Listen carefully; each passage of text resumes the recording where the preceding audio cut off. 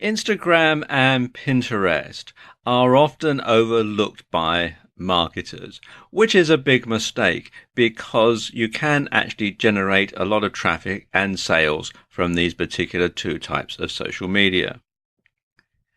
Now, for the uninitiated, I better explain that Instagram and Pinterest are picture-based media. And they cater mostly for a female audience and are generally reached via smartphones. So let's look at each of these in a bit more detail. First of all, Instagram. Now, Instagram is an app that's growing in popularity. It has over 300 million users and it's adding more every day. Now, at its most basic, Instagram is an image sharing app, and a fairly low quality one at that. But that's not to say it can't form a key part of your social media strategy. In fact, some really big companies are using Instagram to get their message across. Companies like Sharpie, Starbucks and Target, to name but a few.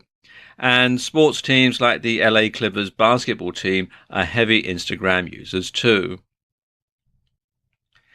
And there are two good uses that you can put Instagram to. One is influencer marketing, and the other is local marketing. Influencer marketing means you find someone who already has a large following on Instagram and has established themselves as an authority. And these people will have the ability to sway the opinions of a large group of followers, which of course is where you eventually want to be. So instead of spending months or years trying to reach this point, why not piggyback on the success of someone who's already got there? Or to put it another way, why not see if you can't get someone to post on your behalf to their audience? Of course, there needs to be something in it for them, and this could mean that you pay them, you promote them on another social media in exchange for them promoting you, something like an ad swap, but on social media rather than email. Or you could just try targeting influential members of the public and hope that they'll like your brand enough to do it for free, although that doesn't happen very often, if I'm honest. Likewise, when you've built up a large Instagram following, you can offer to post for other people in your niche in return for them posting for you in another media, so you can spread your net a bit wider. Instagram is also great for local audiences. And this is because the pictures have an optional location tag, which you can use to help users geolocate your bricks and mortar store. And this can be very useful for drumming up business. So say, for example, you have a hairdresser's or a salon. You could ask your clients if you could take a photo of them with their new hairdo and post that on Instagram, and ask them to do the same if they have an Instagram account. So you're going to spread the word out to all their friends and followers. Now, Instagram is a perfect match for Twitter, as the two sites use the same type of hashtag. And it's easy to link an Instagram photo into a tweet. Now let's talk about Pinterest, because Pinterest is slightly different. It's still based around pictures, but they use it in slightly different ways. Essentially, Pinterest works by creating mood boards, and a mood board is essentially a collage made up of images and other materials that you've either created yourself or you've found on the web. For example, one of the most popular types of boards that users will create are wedding boards. And when an engaged couple begin planning their wedding, they'll often start by creating a Pinterest board and then looking for inspiration. They'll look at boards created by other users and search for ideas for wedding dresses, wedding locations, table decorations, wedding cakes, suits, etc.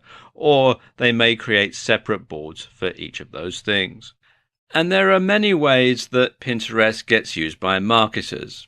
For example, you could showcase a new web design or app UI. You could have ideas for interior design. You can put together inspirational images to get people to keep fit if you're in the fitness niche. You could have things like moves or goal physiques, etc.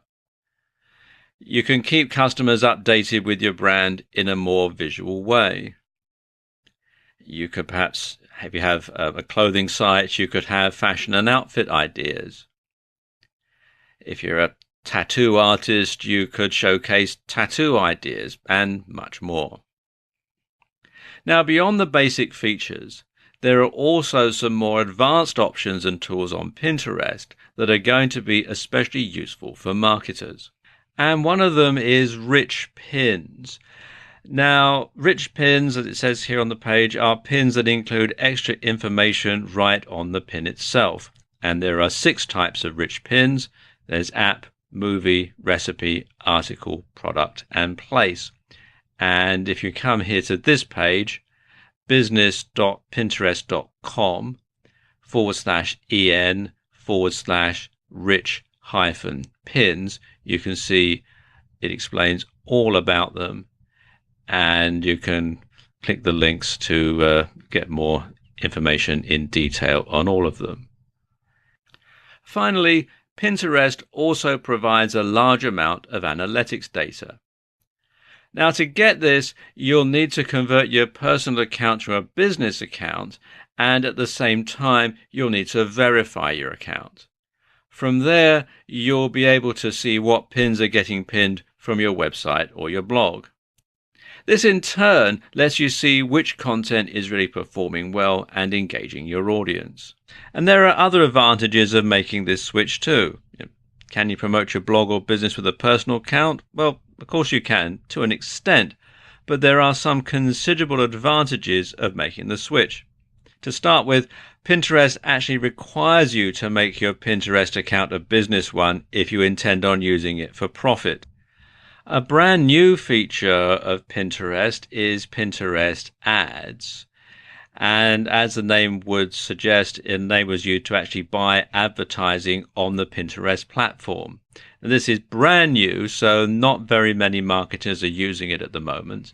And you can find out more at ads.pinterest.com. So there you go, just some ways that you can use Instagram and Pinterest in your marketing mix.